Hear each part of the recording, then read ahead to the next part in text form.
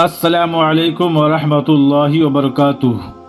دوستو، آج ہم آپ کو اللہ کے پیارے نبی حضرت محمد مصطفیٰ صلی اللہ تعالی علیہ وسلم کا بچپن سے لے کر جوانی تک کا پورا واقعہ سنائیں گے، جس کو سننے کے بعد آپ کا ایمان تازہ ہو جائے گا۔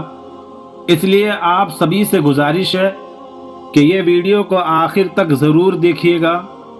دوستو، پہلے عرب کے قبیلوں کا جاہلانہ رواج تھا۔ ہر قبیلے کا اپنا اپنا مذہب تھا اور ان سب کے دیوی دیوتا بھی الگ الگ تھے۔ کوئی مورتی کی پوجا کیا کرتا تھا تو کوئی آگ کی پوجا کیا کرتا تھا۔ یہودی اور عیسائیوں کے بھی قبیلے تھے اور یہ بھی مذہب کے بگاڑ کے شکار تھے۔ اس وقت لوگ اللہ تعالیٰ کو چھوڑ کر انسانوں اور پیڑ پہاڑوں کی پوجا کرنے میں لگے ہوئے تھے۔ پورے عرب میں دنگا فساد عام تھا۔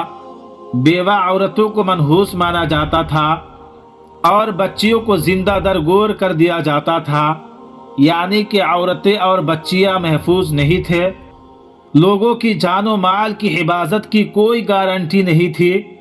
اس اندھیرے دور سے دنیا کو باہر نکالنے کے لیے اللہ تعالیٰ نے حضرت محمد مصطفیٰ صلی اللہ تعالی علیہ وسلم کو اپنا پیغمبر بنا کر اس دنیا میں بھیجا۔ دوستو، حضور صلی اللہ تعالی علیہ وسلم 12 ربیع الاول 571 عیسوی میں پیر کے دن صبح صادق کے وقت یعنی فجر سے پہلے مکہ مکرمہ میں پیدا ہوئے۔ حضرت آمینہ رضی اللہ تعالی عنہ کے بظاہر سادہ سے مکان میں سعادتوں اور مسرتوں کا نور چمکا۔ آپ کے پیدا ہوتے ہی آپ کے دادا حضرت عبد المطلب آپ کو اپنی گود میں اٹھا کر کعبہ شریف میں لے گئے اور آپ کے لیے دعائیں کی اور آپ کا نام محمد رکھا۔ پوتے کی پیدائش کی خوشی میں آپ کے دادا نے اپنے قبیلے میں 7ویں دن اپنے قبیلے کے لوگوں کو دعوت دی اور لوگوں نے آپ کے دادا سے پوچھا کہ آپ نے ان کا نام محمد کیوں رکھا ہے؟ تو آپ کے دادا نے جواب دیا کہ میں چاہتا ہوں کہ میرے پوتے پر اسلام کا اثر پڑے، اور آپ کی والدہ سیدہ آمینہ رضی اللہ تعالی عنہا آپ کا نام احمد رکھا۔ دوستو، پیغمبر حضرت محمد مصطفیٰ صلی اللہ تعالی علیہ وسلم جب پیدا ہوئے تو آپ کی ختنہ پہلے سے ہی کی ہوئی تھی اور آپ کی آنکھوں میں سرما بھی لگا ہوا تھا اور آپ کا تمام بدن پاکیزہ تھا۔ جب آپ کا دادا حضرت عبد المطلب نے اپنے پوتے کو ختنہ شدہ اور ناف کٹا ہوا پایا تو وہ بہت زیادہ خوش ہوئے اور فرمایا کہ میرا پوتا بڑی نرالی اور بڑی شان والا ہوگا۔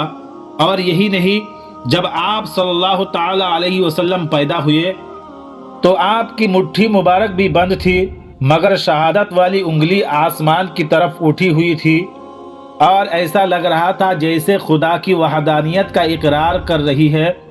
دوستو، آپ کی ولادت سے صرف آپ کی والدہ ہی خوشیوں سے مسرور نہیں تھی، بلکہ تمام غم زدوں اور درد کے ماروں کے لبوں پر مسکراہٹیں پھیل گئی۔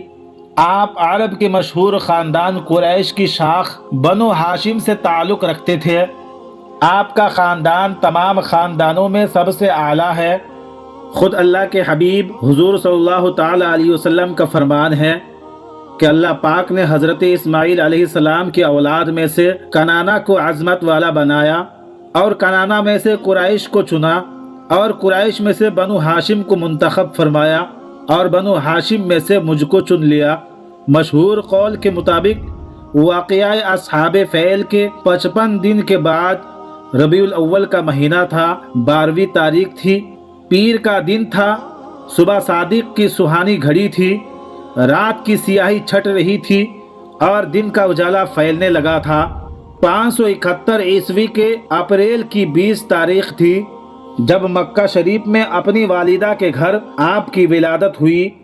والد ماجد کی طرف سے نسب شریف آپ کا یہ ہے: حضرت محمد صلی اللہ تعالی علیہ وسلم بن عبداللہ بن عبد المطلب بن ہاشم بن عبد مناف بن قصا بن کلاب بن مرہ بن کعب بن لوا بن غالب بن فہر بن مالک بن نضر بن کنانہ بن خزیمہ بن مدرکہ بن الیاس بن مزر بن نزار بن معد بن عدنان، جبکہ والدہ ماجدہ کی طرف سے نسب شریف یوں ہے: حضرت محمد صلی اللہ تعالی علیہ وسلم بن آمنہ بنت وہب بنت عبد مناف بنت زہرہ بنت کلاب۔ آپ کے والد گرامی حضرت عبداللہ رضی اللہ تعالی عنہ ہے۔ یہ سیرت و صورت دونوں میں بے مثال تھے۔ ان کا وصال آپ کی ولادت سے قبل 25 سال کی عمر میں ہوا، جبکہ آپ کی والدہ ماجدہ حضرت آمینہ رضی اللہ تعالی عنہا ہے۔ یہ اپنے نسب و شرف میں قریش کی تمام خواتین میں سے سب سے افضل تھی۔ والد کے وصال کے بعد انہوں نے اپنے شہزادے کی پرورش کی۔ دوستو، جب حضرت محمد مصطفیٰ صلی اللہ تعالی علیہ وسلم پیدا ہوئے تو اس وقت عرب میں یہ رواج ہوا کرتا تھا کہ شہر کے بڑے بڑے لوگ اپنے بچوں کو دودھ پلوانے کے لیے اور پلنے بڑھنے کے لیے دیہاتوں میں بھیج دیا کرتے تھے، تاکہ گاؤں دیہات کی کھلی ہوا میں رہ کر ان کا بچہ خوب صحت مند بنے، کیونکہ دوستو اس زمانے میں گاؤں دیہات کا موسم شہروں کے مقابلے زیادہ صاف ستھرا اور اچھا ہوا کرتا تھا۔ اسی وجہ سے گاؤں دیہات میں پلے بچے زیادہ صحت مند اور تندرست ہوا کرتے تھے۔ دوستو، اسی رواج کے مطابق پیغمبر حضرت محمد مصطفیٰ صلی اللہ تعالی علیہ وسلم کو مکہ شریف سے دور قریب کے ایک علاقہ جہاں پر بنی سعد قبیلہ رہتا تھا وہاں لے جایا گیا اور ایک دائی کو سونپ دیا گیا جس کا نام دائی حلیمہ تھا، اور وہ بنی سعد قبیلے سے تھی، اس لیے ان کو حلیمہ سعدیہ بھی کہا جاتا ہے۔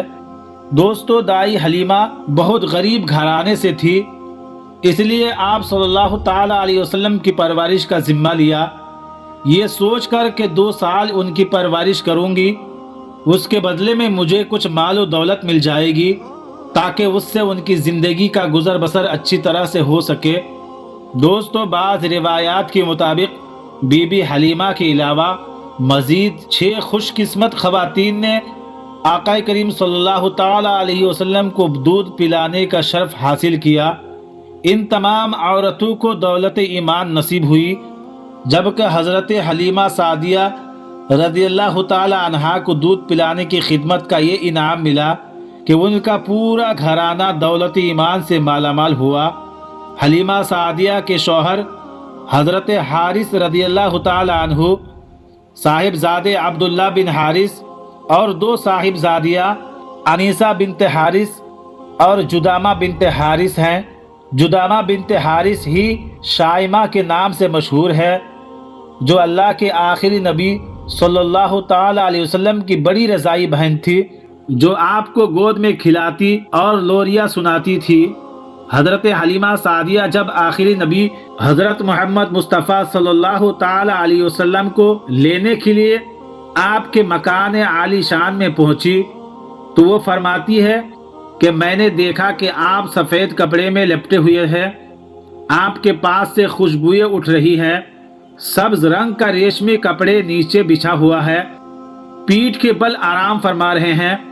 میں نے آہستہ سے قریب ہو کر اپنے ہاتھوں پر اٹھا کر آپ کے سینہ مبارک پر ہاتھ رکھا تو آپ مسکرانے لگے، اپنی سرنگی آنکھیں کھول دی اور مجھے دیکھنے لگے۔ میں نے محسوس کیا کہ ان کی آنکھوں سے انوار نکل رہے ہیں اور آسمان کو چھو رہے ہیں۔ بے اختیار ہو کر میں نے آپ کی دونوں آنکھوں کے درمیان بوسہ دیا اور آپ کو اپنے سینے سے لگا لیا۔ دوستو، جب حلیمہ سعدیہ رضی اللہ تعالی عنہا دودھ پلانے بیٹھی تو نبوت کی برکتیں ظاہر ہونے لگی۔ خدا کی شان تو دیکھیے کہ حضرت حلیمہ سعدیہ کے اس قدر دودھ بڑھ گیا کہ آپ اور آپ کی رضائی بھائی عبداللہ بن حارث نے خوب پیٹ بھر کر دودھ پیا اور دونوں آرام سے سو گئے۔ رسول اللہ صلی اللہ تعالی علیہ وسلم اپنی رضائی ماں کا صرف ایک طرف سے دودھ پیتے تھے، دوسری طرف سے وہ پلانا بھی چاہتی تھی، تب بھی حضور صلی اللہ تعالی علیہ وسلم نوش نہ فرماتے کہ وہ بھائی کا حصہ تھا۔ یہ اس بات کا اشارہ تھا کہ عدل و انصاف کا بول بالا کریں گے۔ آپ کی برکت سے حضرت حلیمہ سعدیہ کی بیمار اٹھنے جو دودھ سے خالی تھی اس میں بھی خوب دودھ آ گیا۔ حضرت حلیمہ کے شوہر اس کا دودھ نکالے اور دونوں نے خوب سیر ہو کر پیے۔ رات بڑی راحت و سکون کے ساتھ بسر کی اور رات بھر میٹھی نیند کی مزے لوٹتے رہے۔ جب بیدار ہوئے تو حضرت حلیمہ سعدیہ کے شوہر حارث بن عبد العزیٰ کہنے لگے کہ حلیمہ تم نے بڑا ہی مبارک بچہ لائی ہو۔ حضرت حلیمہ رضی اللہ تعالی عنہا نے کہا کہ واقعی مجھے بھی یہی امید ہے کہ یہ بچہ بڑا بابرکت ہے، خدا کی رحمت بن کر ہمیں ملا ہے، ان قریب ہمارا گھر خیر و برکت سے بھر جائے گا۔ حضرت حلیمہ سعدیہ فرماتی ہے جب ہم رسول اللہ صلی اللہ تعالی علیہ وسلم کو لے کر مکہ شریف سے اپنے گاؤں کی طرف روانہ ہوئے تو میرا وہی اونٹنی جو پہلے کمزوری کی وجہ سے قافلے والوں سے پیچھے رہ جاتا تھا اب اس قدر تیز چلنے لگی کہ کوئی دوسری سواری اس کا مقابلہ نہ کر سکتی تھی۔ اللہ کے نبی حضور صلی اللہ تعالی علیہ وسلم جب حضرت حلیمہ سعدیہ رضی اللہ تعالی عنہا کے پاس آئے، ان کے جانور بڑھنے لگے، ان کی عزت میں اضافہ ہوا اور خیر و برکت نصیب ہونے لگی۔ جب تک آپ وہاں رہے بی بی حلیمہ کا گھر خیر و برکت سے بھرا رہا، دن بدن ان انعامات اور برکات میں اضافہ ہوتا رہا اور وہ خوشحالی کی زندگی بسر کرنے لگے۔ حضرت حلیمہ سعدیہ رضی اللہ تعالی عنہا فرماتی ہے کہ دودھ پینے کی عمر میں آپ کی دیکھ بھال میں مجھے بہت آرام تھا۔ آپ دوسرے بچوں کی طرح نہ چیختے چلاتے اور نہ ہی روتے تھے۔ 2 ماہ کی عمر میں آپ گھٹنوں کے بل چلنے لگے، 3 ماہ کی عمر میں اٹھ کر کھڑے ہونے لگے اور 4 ماہ کی عمر میں دیوار کے ساتھ ہاتھ رکھ کر ہر طرف چلا کرتے تھے۔ 5 ماہ کی عمر میں چلنے پھرنے کی پوری قوت حاصل کر چکے تھے۔ 8 ماہ کی عمر میں یوں کلام فرماتے تھے کہ بات اچھی طرح سمجھ میں آ جاتی۔ 9 ماہ کی عمر میں فصیح باتیں کرنا شروع فرما دی۔ آپ نے اپنی عمر کی ابتدائی حصہ میں جو کلام فرمایا وہ اللہ اکبر کبیرہ والحمدللہ کثیرہ تھا۔ جھولا جھولتے وقت آپ چاند سے باتیں کرتے تھے اور اپنی انگلی سے جس طرف اشارہ فرماتے چاند اسی طرف جھک جاتا۔ بی بی حلیمہ رضی اللہ تعالی عنہا آپ کی برکتوں کو یوں بیان فرماتی ہے کہ میرا قبیلہ بنی سعد قحط میں مبتلا تھا۔ جب میں آپ کو لے کر اپنے قبیلے میں پہنچی تو قحط دور ہو گیا، زمین سرسبز، درخت پھلدار اور جانور موٹے تازے ہو گئے۔ ایک دن میرے پڑوسن مجھ سے بولی، اے حلیمہ تیرا گھر ساری رات روشن رہتا ہے، اس کی کیا وجہ ہے؟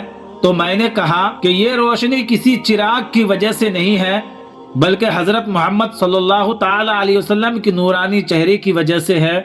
حضرت حلیمہ سعدیہ اور فرماتی ہے کہ میرے پاس 7 بکریاں تھی، میں نے آپ کا مبارک ہاتھ ان بکریوں پر پھیرا تو اس کی برکت سے بکریاں اتنا دودھ دینے لگی کہ ایک دن کا دودھ 40 دن کے لیے کافی ہو جاتا تھا۔ اتنا ہی نہیں، میری بکریوں میں بھی اتنی برکت ہوئی کہ 7 سے 700 ہو گئی۔